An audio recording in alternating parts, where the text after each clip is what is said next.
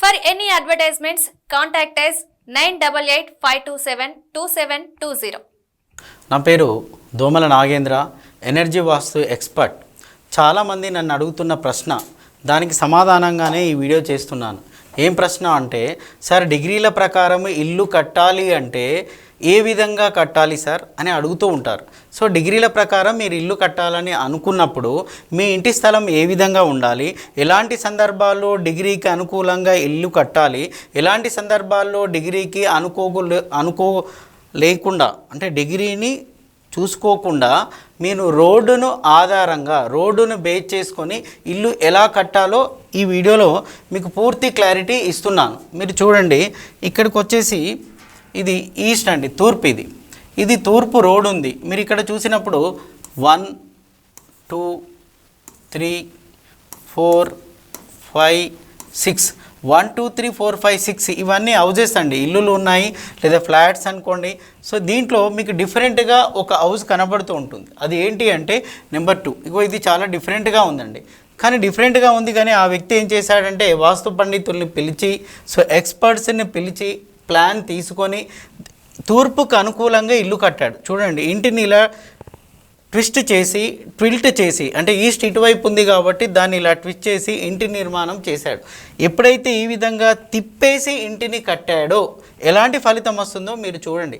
అతను రోడ్ను బేస్ చేసుకొని ఇల్లు కట్టలేదు. వీళ్ళంతా 1 3 4 5 వాళ్ళేమో రోడ్ను బేస్ చేసుకొని ఇంటిని కడితే, ఈ ఒక్క వ్యక్తి ఏం చేశాడంటే డిగ్రీని ఆధారంగా తూర్పు ఇటువైపు ఉందని చెప్పి ఇంటినే ఇలా తిప్పి కట్టేశాడు. దానివల్ల ఎలాంటి ఫలితాలు వస్తాయంటే ఈ ఇంటికి దిక్మూఢం ఏర్పడుతుంది. దిక్మూఢము అంటే మరణాలు సంభవిస్తాయి. నేను ఒక 20 ఇయర్స్ క్రితం, నేను 15 ఇయర్స్ నుంచి వాస్తు ఫీల్డ్లో ఉన్నానండి. దానికన్నా ముందు 10 ఇయర్స్ వాస్తును పరిశీలించాను. ఆ వాస్తును పరిశీలిస్తున్న సమయంలో నాకు ఇలాంటి ఇల్లు ఫస్ట్ టైం ఎదురైపోయింది. అప్పటి నుంచే వాస్తును ఫాలోఅప్ చేశాను. 10 ఇయర్స్ పరిశీలించి 15 ఇయర్స్ నుంచి అంటే 2000 నుంచి 2010 వరకు వాస్తు పరిశీలన చేశానండి. ఆ తర్వాత 10 నుంచి ఇప్పటి వరకు కూడా వాస్తు ఫుల్ టైం ప్రొఫెషన్గా కొనసాగుతున్నాను. సో నా అనుభవంలో ఇక్కడ చూసినప్పుడు వాస్తు పరిశీలనలో ఎదురయ్యి ప్రొఫెషన్గా కొనసాగుతున్నప్పుడు చాలా కేసులు ఎదురాయి. సో ఫస్ట్ టైం పరిశీలనలో ఎదురైన 2 కేసులు చెప్తాను.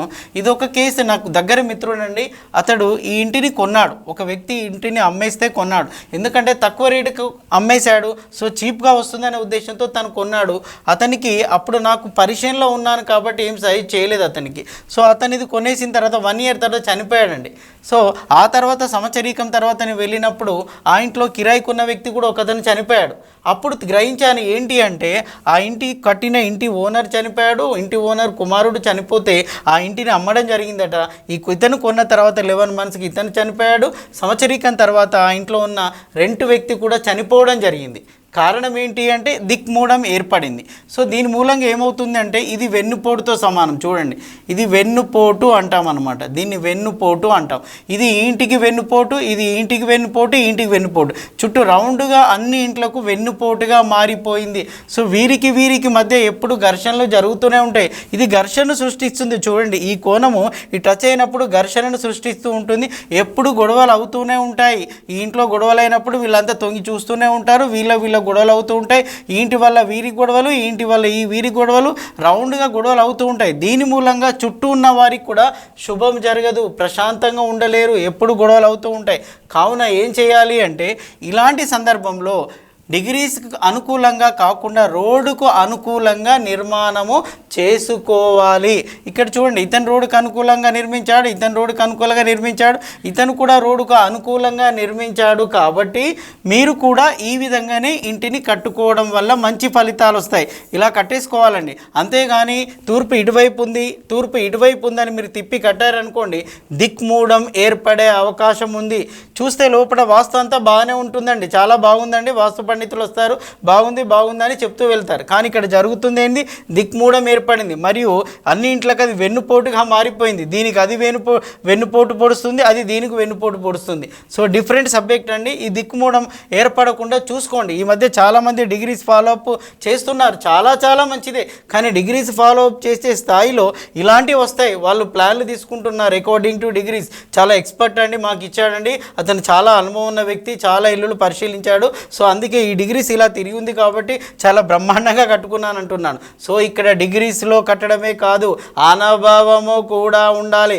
వాస్తు పండితుడు అనే వ్యక్తి ఇంట్లోకి వచ్చి ఇంట్లో కూర్చొని చెప్పాలి. ఇంటి చుట్టూ తిరగకుండా ఇంట్లోకి వచ్చి హాల్లో కూర్చొని చెప్పాలి. ఏమని అంటే, మీకు నైరుతిలో ప్రాబ్లం ఉందండి, ఆగ్నేయంలో ప్రాబ్లం ఉంది, లేదా వాయువులో ప్రాబ్లం ఉంది, దీనివల్ల మీ ఇంట్లో ఇలాంటి సంఘటనలు జరిగినాయని అతను ఒక 5 ఇన్సిడెంట్స్ చెప్తే దాంట్లో 3 ఇన్సిడెంట్స్ టాలీ కావాలండి. అంటే ఇల్లు చూడకుండానే, ఇంటి మొత్తం తిరగకుండానే చెప్పగలగాలి.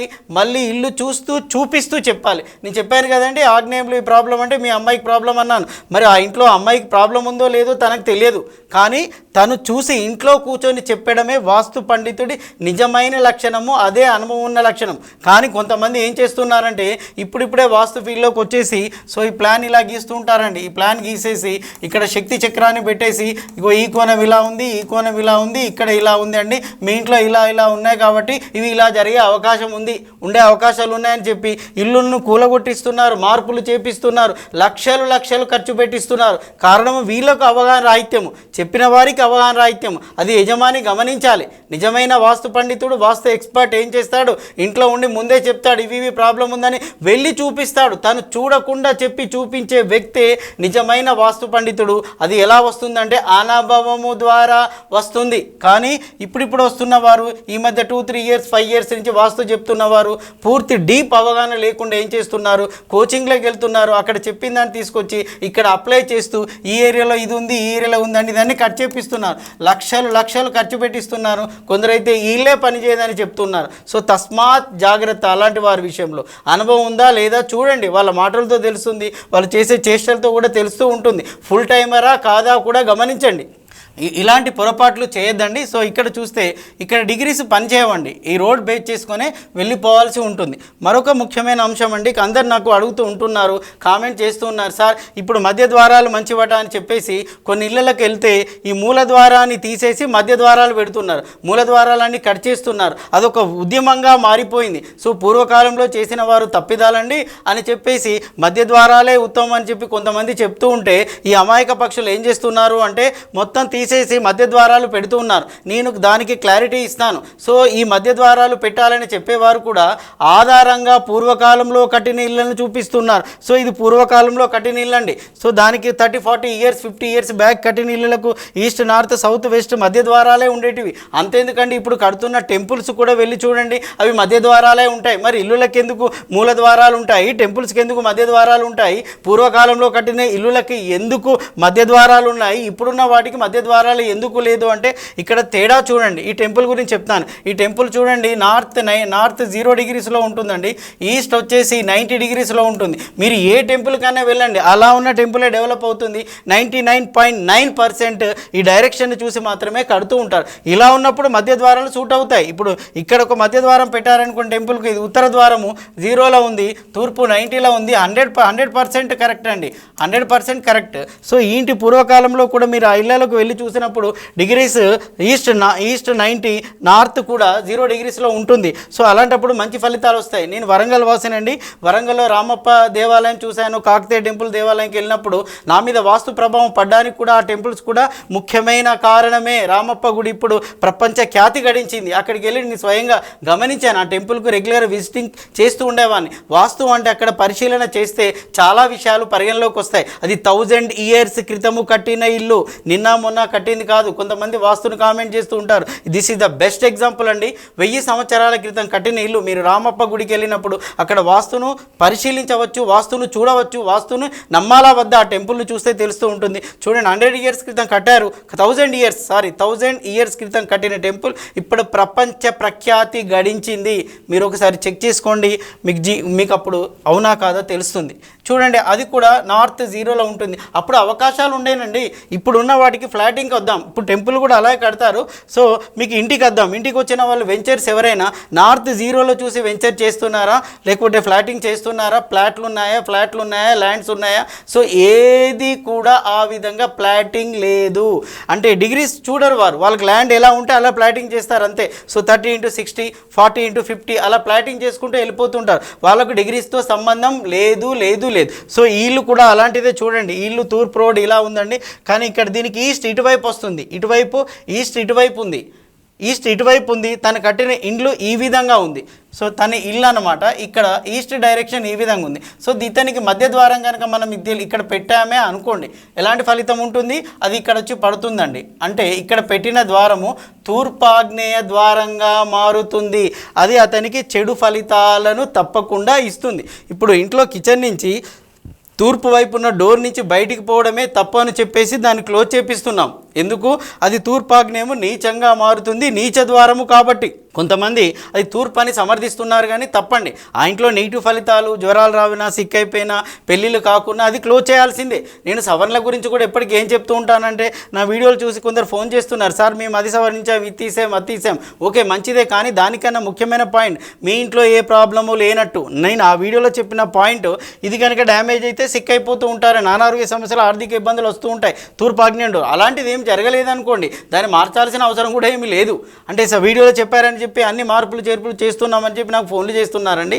కానీ మీకు అలాంటి లక్షణాలు లేనప్పుడు అంత వేగంగా మార్చాల్సిన అవసరము కూడా లేదు, మార్పులు చేయాల్సిన అవసరం అంతకు లేదు. ప్రాబ్లము జరిగిన వారికి మాత్రమే చెప్తున్నాను. మరి అలాంటప్పుడు వాస్తవం ఎందుకు సార్ ఎందుకు చెప్తున్నారు అంటే, ప్రాబ్లం జరిగిన వారు మార్పులు చేర్పులు చేసుకోండి అని చెప్తున్నాను. ఓకేనండి, ఇది గమనించగలరు. ఇక్కడ చూసినప్పుడు ఇక్కడ మధ్య ద్వారం పెడితే తూర్పాగ్నేయం అవుతుందండి. అందుకనే ఒక 40 years నుంచి వాస్తు పండితులు ఏం చేశారంటే, పరిశీలన చేసి దీన్ని అప్డేట్ వర్షన్లో మార్పు తీసుకొచ్చి ఇప్పుడు ఇక్కడ ఈశాన్యంలో పెట్టాననుకోండి. సో ఇప్పుడు ఇక్కడ డోర్ పెట్టాననుకోండి, ఏమైనా ప్రాబ్లం ఉంటుందా? ఈ డోర్ ఎక్కడికి వస్తుందండి? తూర్పుకు వస్తుంది. చూడండి, అది ప్రాబ్లాన్ని క్రియేట్ చేయదు, అది తూర్పు ద్వారం అవుతుంది, ప్రాబ్లం కానే కాదు. అందుకే ఏమంటున్నానంటే, ఈ ద్వారాలు చూస్తున్నప్పుడు ఇది పర్ఫెక్ట్, మూల ద్వారాలు 100% పర్ఫెక్ట్ అండి. లేదు మధ్య ద్వారాలు పెట్టుకోవాలంటే మీ నార్త్ 0 degreeలో ఉన్నప్పుడు చూసుకొని మధ్య ద్వారాలు పెట్టుకోండి, అది కూడా మంచిదే. సో ఇవన్నీ చూడలేము. ఇప్పుడు ఈ కాలంలో 90% ఉన్నాయి, అన్నీ కూడా 10 to 30% వేరియేషన్ ఉంటుందండి డిగ్రీలలో. ఆ వేరియేషన్ చూడకుండా డోర్లు పెట్టుకున్నారనుకోండి, మైనస్ అవుతూ ఉంటుందండి, తప్పకుండా మైనస్ అయ్యే అవకాశాలు ఉంటాయి. సో దీన్ని ఈ ద్వారాలు పెట్టడంలో జాగ్రత్త వహించండి.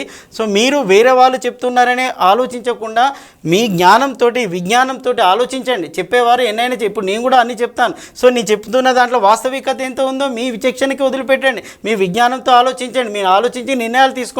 అయ్యో ఈ వీడియోలో ఇతను చేశాడని చెప్పి నేనే ఫైనల్ అనుకోవడానికి వీల్లేదు, వేరే వ్యక్తి చెప్పాడని చెప్పి అదే ఫైనల్ అనుకోవడానికి కూడా వీల్లేదు. మీకు ఆలోచన ఉంది, నాలెడ్జ్ ఉంది, పరిశీలించండి, ఆలోచించండి, నిర్ణయాలు తీసుకోండి.